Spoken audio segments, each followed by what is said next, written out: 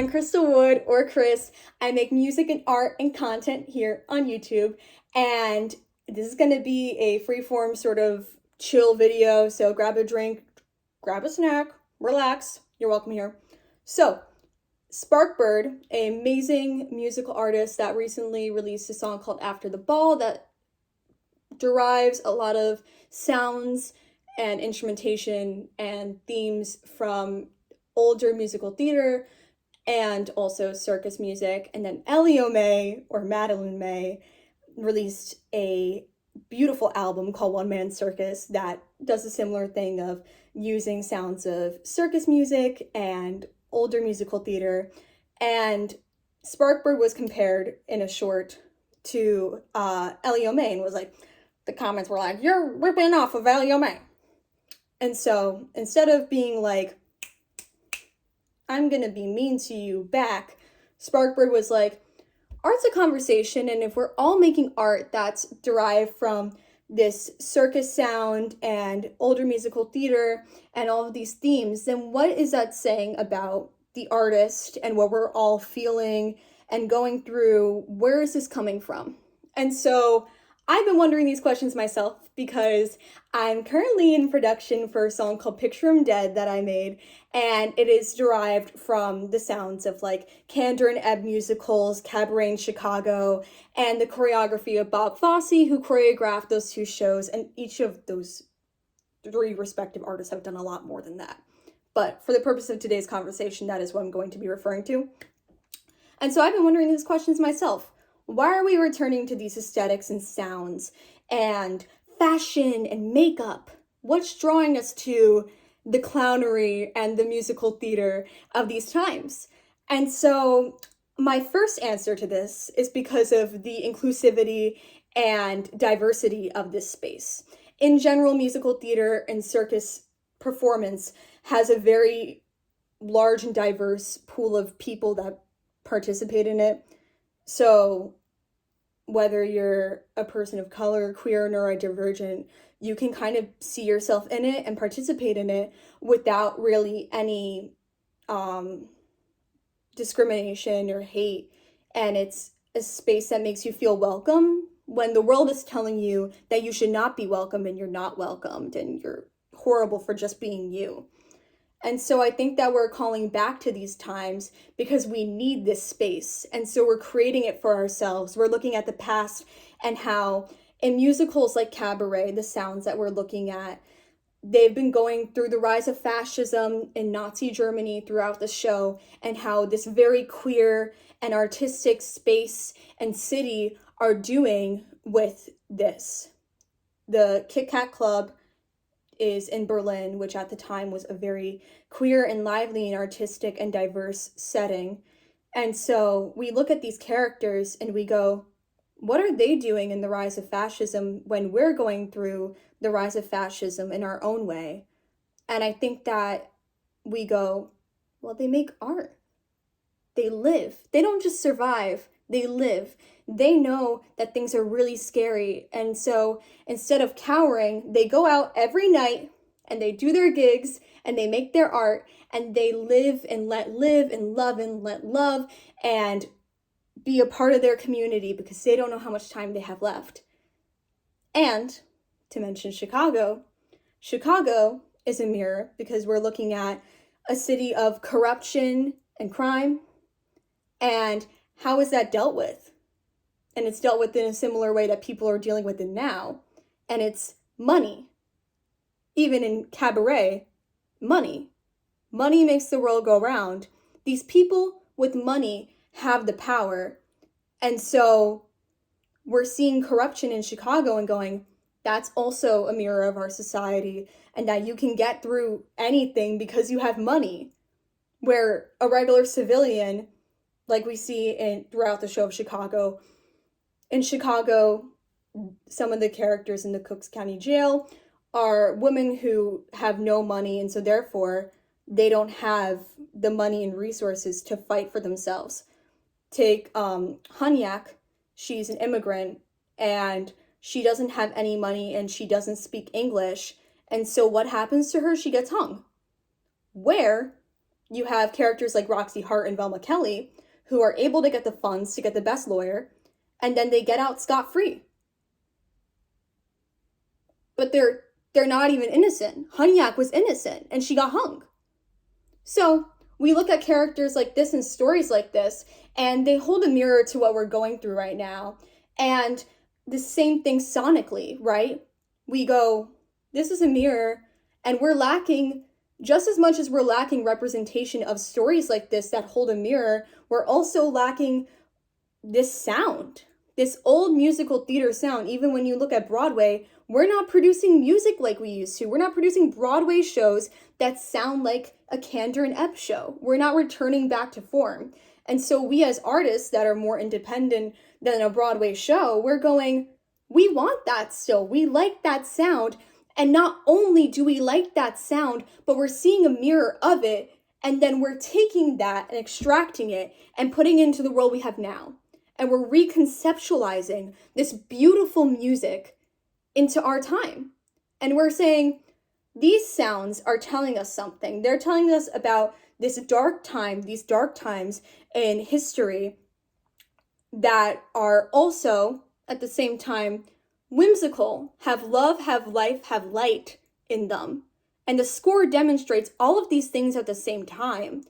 And then you have artists who go, right now in the modern time, we need that. We need to demonstrate that not everything's black and white, and you can still have love and light and art and beauty, and that in itself, creation has power in a time where things are dark and scary. And I think that's the call for all of this, is that we need somewhere where we can feel comfortable and safe. And our forefathers of Kander and Ebb and circus performers and all of these people who created from the ground up these spaces for comfort and inclusivity, we're trying to do the same exact thing right now with drag art and with these circus songs and with these older music. We're trying to embrace these aesthetics because that's what we've learned that we belong with. And I don't think that's a bad thing. Pop music isn't doing it for us right now. You're having people not really talk about what's going on, so then you're going to return to music that tells you, this is what's going on and it's scary, but we also have beauty in it. That's my takeaway from it. And I think there's a lot, and I would love to hear your thoughts on it. But I think that these spaces are there for people regardless of their color, race, gender, physical ability. You can put on a face, you can dress up and escape for a while. That's what Cabaret covers and discusses as a musical, that the Kit Kat Club is a place for escapism, and then they couldn't escape. But for the first act, it's a space for people to feel comfortable when the world is telling them that they're not worth anything. And I think that we're making art right now that says you are worth something and we love you. We don't care what they say. We're returning to form, and we're going to tell you that we love you and we're going to embrace you. And something that I haven't spoken about, but I brought up, was the choreography of Bob Fosse. And so when we talk about neurodivergent people, we are not doing what everybody else is doing. That's why it's divergent. We're not really doing the whole pop music dances. And if we are, we enjoy it. But I think that Bob Fosse and the choreography of shows like Chicago and Cabaret lends to the neurodivergent experience. You don't see pop music doing this, or this, or this, or even this. My rings are falling off. But this choreography lends itself to an experience that people aren't really having anymore, right? We're not doing this. Where we're doing this is spaces that are open for it, where we find ourselves in because we're drawn to it, because these are our people.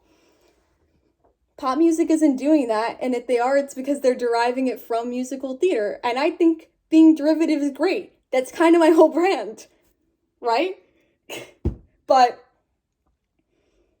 I think that we're returning to these things, because not only in the music and art of it, but also the physicality of it and the choreography, it's embracing something that we're lacking right now. And the thing that we're lacking is a space for inclusivity and comfort, and for you to just be yourself. Even in spaces where we have that, there's people who come in that are not a part of our spaces, and they tell us that we're disgusting and horrible because they want to and because they think it's fun. Where this is space means a lot more than that to us. So we have to fight and create our space. If you do anything in this life, keep making art, keep creating. I don't care if it's a little doodle in your notebook when you're bored. You are making something. That is the human experience. And if some god dang it AI generated freaking thing and artificial intelligence tells you that that's art, it's not your art. Your simple experience is beauty and love, and I'm tired of pretending that it's not. Sorry for getting mad. Sorry. I just think that there's a reason why we're returning to form. And we're returning to these older musicals. And we're returning to this circus aesthetic. And this strangeness and weirdness. And it's because we need it as people. So, I am going to do everything in my power. Every single freaking fiber of my being is vested in creating a community for the people that I love and admire, and for myself. And I'm giving myself something that I did not have because I want to, and because I love you. Because if you got this far, you resonate with this. So, I'm sorry. I've been talking a lot. That's the point of the video. I really, pretty please want to hear your thoughts on this, want to hear your comments on this. I didn't cover everything. I couldn't cover everything because I also want you to talk.